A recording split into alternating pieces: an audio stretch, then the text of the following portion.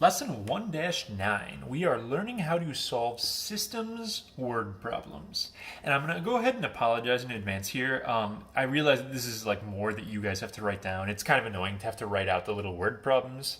There's going to be 4 of them in all, and I strongly recommend you actually take the time to write them down. If it makes you feel any better, I had to write them out myself, but it will help you guys in your notes to have the actual problem to look back at. If you just write the answer, it's not going to be helpful for you later. So definitely take the time to write these out, and let's talk about how to do them. So with word problems in systems, these actually aren't that bad, but kids frequently do struggle with them just because they naturally get a little freaked out with word problems. I'm going to give you guys a procedure to use that I think is really helpful. So I really recommend you do these problems my way because I think it makes a more complicated topic kind of easy. So when you read through a problem, the first thing you should do is try to figure out what are the variables? What don't I know in this problem? And it turns out that there are going to be 2 kinds of golf bags. There are full-size bags and there are collapsible bags. And what we're looking for in the problem is how many of each kind of bag. So the first thing I like to do is establish what my variables are going to be. There are 2 things we don't know, full and collapsible. So I'm going to have an X and a Y in this problem. Some people like to use the letters from the problem F and C. You could totally do that as well, but I like just classic XY best. And what it is about X and Y that we're looking for, we're actually going to define our variables. The first type of bag they mention in the problem is the full bags. So that's going to be X. Make the first thing they mention X and make the second thing that they mention Y. And it's not just going to be if you just write X is full right here.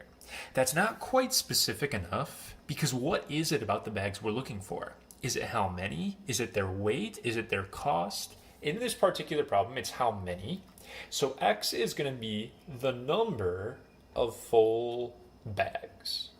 It's helpful if you are specific with your variable, like what is it about the bags you're looking for, which is why I put that number sign right there. And Y is going to be the number of collapsible bags.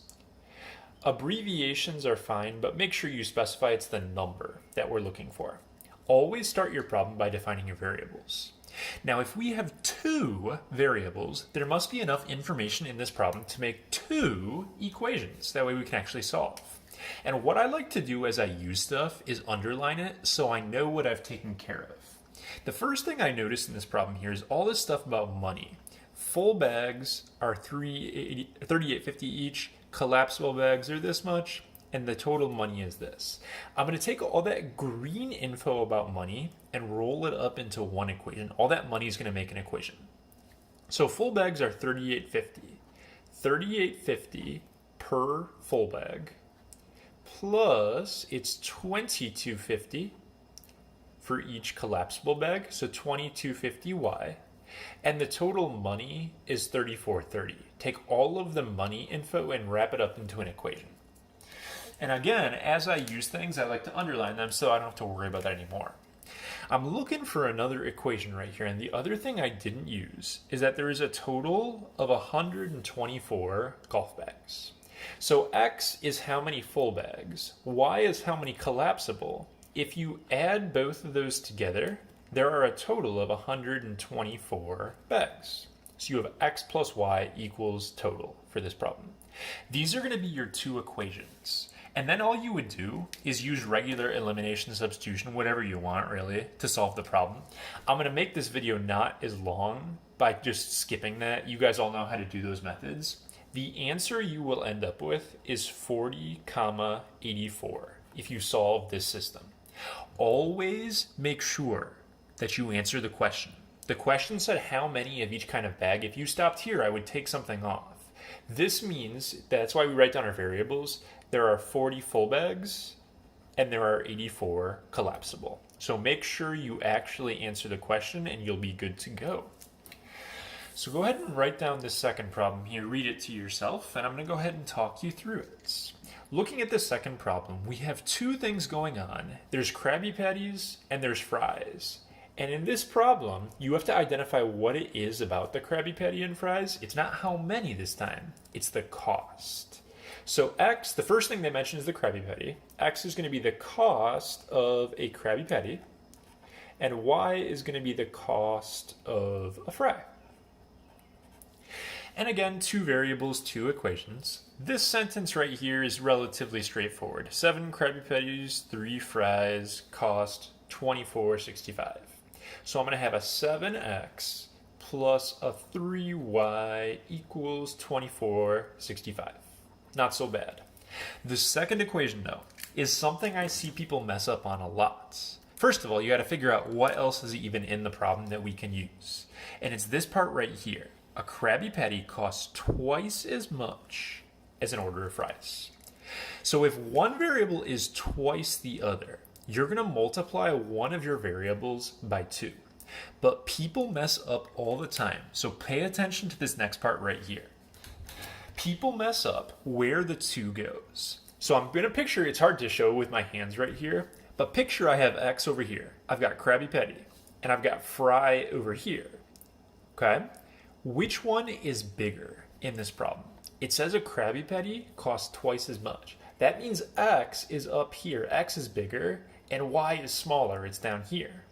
So what you actually want to do, you don't want to multiply X by 2, because that makes the bigger one even larger, and it doesn't balance it out.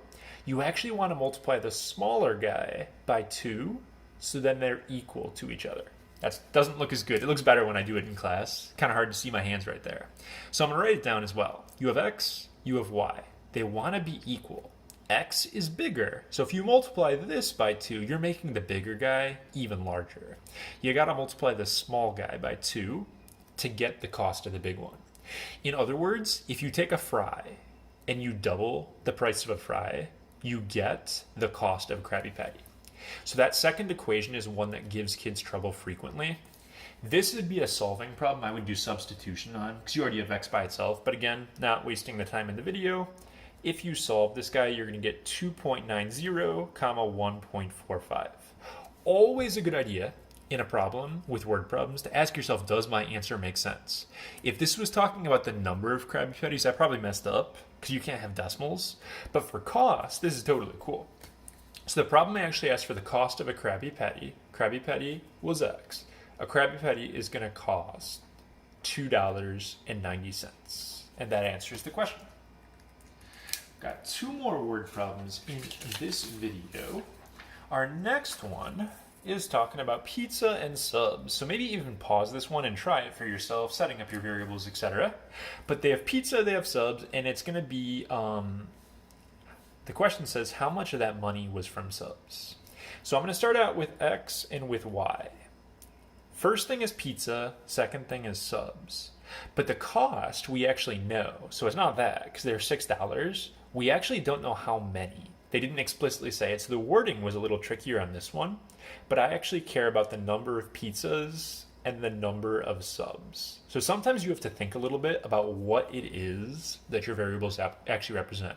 They're asking about money, and we'll have to deal with that, but we know how much they cost. We don't know how many there were. One of the equations is going to be pretty easy. It's spread out a little bit, but take all the money. They're both $6. So $6 per pizza, $6 per sub, $3.12 total. The second equation, for lack of a better way of saying it, kind of sounds like it came out of a math textbook. It says the number of subs sold was 5 less than twice the number of pizzas. When you see a sentence that sounds like it came out of a math book, just translate it with symbols, one piece at a time. It starts out the number of subs sold. That's Y. So the number of subs sold was, the word was or is means equals. So is 5 less than twice the number of pizzas. Number of pizzas is X. Twice that is 2X. 5 less than that means you subtract 5. So this is how you would translate that blue sentence right there. And again, once you have your little equations, I would do substitution here probably because you got Y by itself. But if you solve this guy, the answer ends up being 19, 33. Always make sure you answer the question. They say how much of the money was from subs. Well, why is the number of subs? They sold 33 subs, but they want to know how much money that was. They were sold for $6 each. So all I have to do on this one to finish it off is multiply the number of subs by $6. That ends up being $198 from subs. All right, we have one more word problem for this video. So again, pause it, write it down, and let's talk about it. This one is different because this time there aren't just two things we don't know, there's actually three. So instead of having just x and y in this problem, we're actually going to have x, y, and we're going to have z. So we need to know how many of each of these coins. That's the first thing, second thing, third thing that they mention. So x, number of nickels, y is number of dimes, and z is going to be number of quarters. Now we talked about how when you have two variables, you need two equations. Well, we have three variables now. That means we need three equations to be able to solve this problem. So looking in this little guy right here, there must be enough info for three separate equations. First thing I see is that there's a total of 25 coins. That's the easy equation. X plus y plus z equals 25. All three variables are how many coins? 25 coins together. It also says they have a combined value of 340. So people will want to write x plus y plus z equals 340 again, but that doesn't make sense. It can't equal 25 and also equal 340. The missing piece is how much a coin is worth. You had to kind of know that to do this right here, but if it's $3.40, you have 5 cents, 0.05 for every nickel. You have 10 cents for every dime, and you have 25 cents for every quarter, and it's $3.40 total. So you had to kind of know the value of the coins, even though they didn't actually tell you that. And then it finally says the number of dimes is 3 less than the sum of nickels and quarters. So okay, we got dimes, that's y. Sum of nickels and quarters. So those are my two sides of the equal sign. One of these sides is 3 less, which means it gets a -3. It says that the dimes is 3 less. So this is the smaller side over here. So what I want to do is I want to take away 3 from the bigger side. That way it will actually equal the smaller side. So you have to kind of think your way through it right here. This was the bigger side because this is 3 less. So you take away 3 from the bigger side and you get the smaller side. That sort of equation is definitely the trickiest part of what we're doing in this video. So you have this set up right here. Now, you guys are kind of in luck on this problem because we don't know how to solve a 3-variable problem yet. That's actually next time's lesson. So for now, we just can't solve it. We wrote our equations and that's the best we can do. In lesson 1-10, we're going to learn how you actually solve a system with x, y, and z.